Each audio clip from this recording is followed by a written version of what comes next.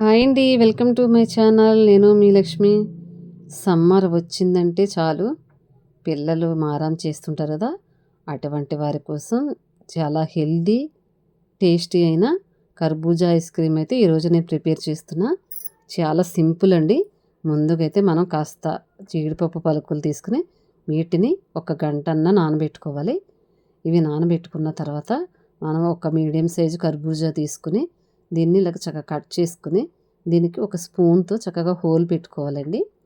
ఈ హోల్ పెట్టుకుని దీని లోపల ఉంటాయి కదా గింజలు, ఇవి గింజలు అన్నది స్పూన్తో చక్కగా ఇలాగ ఒక బౌల్లోకి తీసేసుకోవాలి. గింజలు అన్నది అస్సలు ఉండకూడదు అనమాట.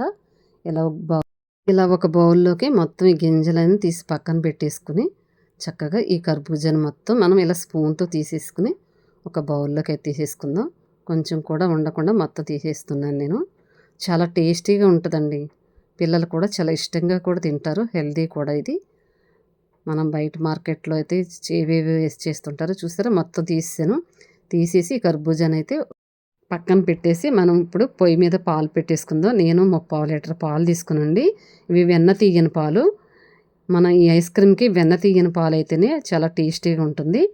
ఈ పాలని లో ఫ్లేమ్లో పెట్టి చక్కగా ఈ వెన్న మీగడంతా పైకి తేలే వరకు మరగనిచ్చుకోవాలి. ఈ పాలు మరిగేలోపు మనం ఇందాక నానబెట్టుకున్న జీడిపప్పునైతే మిక్సీ పట్టేసుకుందాం. ఈ పాలు అన్నది ఇలా మీగడ తేలాలండి.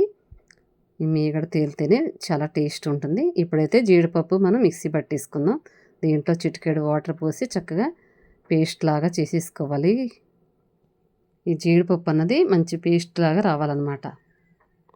ఇలా పేస్ట్ లాగా వస్తేనే మనకి ఐస్ క్రీమ్ అనేది చాలా టేస్టీగా ఉంటుంది. ఈ మాత్రం సరిపోతుందండి. అలాగే కర్బూజా కూడా మనం ఒకసారి మిక్సీ పట్టేసుకుని ఒకసారి పక్కన పెట్టేద్దాం.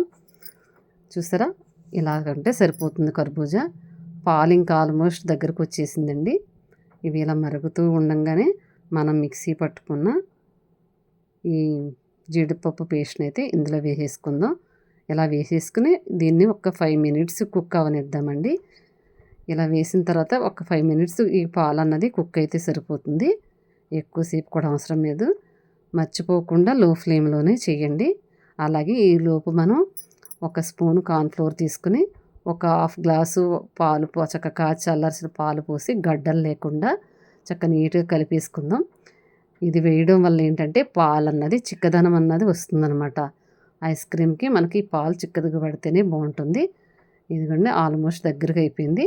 ఇప్పుడు మనం తీసుకున్న కార్న్ఫ్లోర్ని అయితే ఇందులో యాడ్ చేసిద్దాం. ఈ కార్న్ఫ్లోర్ వేసాక అస్సలు గడ్డలు కట్టకుండా కలపాలండి. ఇది వేసిన వెంటనే కూడా మనకి గడ్డలు గడ్డలా కట్టేస్తాయి పాలు అన్నది. అలా పట్టకుండా ఉండాలంటే మనం చక్కగా ఇలా మిక్స్ చేసుకుంటూ ఉంటే ఆపకుండా మిక్స్ చేయాలండి. మధ్య మధ్యలో కూడా అస్సలు ఆపకూడదు. అలాగే షుగర్ అన్నది నేను 4 స్పూన్లే వేస్తున్నా. అది మీరు తినేదాన్ని బట్టి వేసుకోండి. నేనైతే కరెక్ట్గా అయితే 4 స్పూన్లు సరిపోతుంది. మనకి ఈ పాలు మరిగేటప్పటికి హాఫ్ లీటరే అవుతాయి కాబట్టి 4 స్పూన్లు చక్కెర అయితే సరిపోతుందనమాట. ఇంకండి ఇలాగ కరెక్ట్గా పర్ఫెక్ట్గా వచ్చింది చూస్తారా. ఇప్పుడు మనం ఇందాక మిక్సీ పట్టాం కదా కర్బూజా, అందులో ఈ పాలు అనేది బాగా చల్లారిపోయిన తర్వాత మళ్ళీ ఒకసారి మిక్సీ ఒక తిప్పితే సరిపోతుంది. చూసారా ఎంత పర్ఫెక్ట్గా వచ్చిందో. దీన్ని చక్కగా మనము ఒక బౌల్లో సర్వ్ చేసుకుని ఫ్రిడ్జ్లో పెట్టుకుని సరిపోద్ది. నేనైతే బౌల్లో వేయట్లేదు. అలాగే కాస్త బాదం పప్పు, కాస్త పిస్తా పప్పు కూడా నేను యాడ్ చేశాను. మీ దగ్గర ఏ డ్రై ఫ్రూట్స్ ఉంటే అవి వేసుకోండి. ఇవే వేయాలని ఏం లేదు. నేనైతే ఈ కర్బూజాలోనే ఐస్ క్రీమ్ అన్నది ప్రిపేర్ చేస్తున్నానండి. చాలా హెల్దీ, టేస్టీ కూడా ఉంటుంది. ఇవి వేసిన తర్వాత పైన ఈ బాదం పప్పు, పిస్తా పప్పు గార్నిష్ చేస్తున్నాను. మీకు నచ్చితే చేసుకోవచ్చు, లేకపోతే స్కిప్ చేయొచ్చు. దీన్ని మ్యాక్సిమం ఫ్రిడ్జ్లో 24 అవర్స్ అయినా ఉండాలండి. అంటే మనం ఈరోజు పెడితే రేపు మార్నింగ్ తినేయచ్చు అనమాట. నేను ఐస్ క్రీమ్ కోసం వేరే బౌల్ ఏమి యూజ్ చేయట్లేదండి. మన దగ్గర ఉన్న వాటితోనే ఐస్ క్రీమ్ అన్నది ప్రిపేర్ చేసుకోవచ్చు. ఇవి 24 అవర్స్ తర్వాత ఇదిగోండి తీసాను, ఇట్లా ఉంది.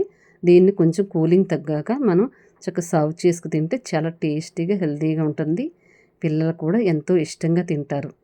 ఎలా ఉందండి, నచ్చిందా? నచ్చితే మాత్రం ఒక లైక్ చేయండి. ఇంకొకటి, దీన్నైతే ఇప్పుడు నేను చాకుతో కట్ చేస్తున్నాను. ఈ కర్బూజాని చాకుతో కట్ చేసేటప్పుడు మనం చాకుని కాస్త హీట్ చేసుకుంటే మనకి ఈ ఐస్ క్రీమ్ అన్నది త్వరగా కట్ అవుతుంది. ఎందుకంటే ఇది ఫ్రిడ్జ్‌లో పెట్టాం కదా! కూలింగ్ ఎక్కువ ఉంటుంది. అందుకని కట్ అవ్వడానికి ఇబ్బంది పడుద్ది. ఇలా హీట్ చేసుకొని కట్ చేస్తే చాలా సింపుల్‌గా కట్ అయిపోతుందనమాట. చూసారా ఎంత ఈజీగా కట్ అయిపోయిందో? ఐస్ క్రీమ్ కూడా చాలా పర్ఫెక్ట్‌గా వచ్చింది. ఇలా చక్కగా చేసి పెడితే పిల్లలు కూడా అస్సలు వదిలిపెట్టకుండా తింటారండి. అంత హెల్తీ, అంత టేస్టీ కూడా. మీకు ఎలా అనిపించింది కామెంట్ రూపంలో మర్చిపోకుండా చెప్పండి. నచ్చితే మాత్రం తప్పకుండా ఒక లైక్ చేయండి. ఉంటానండి.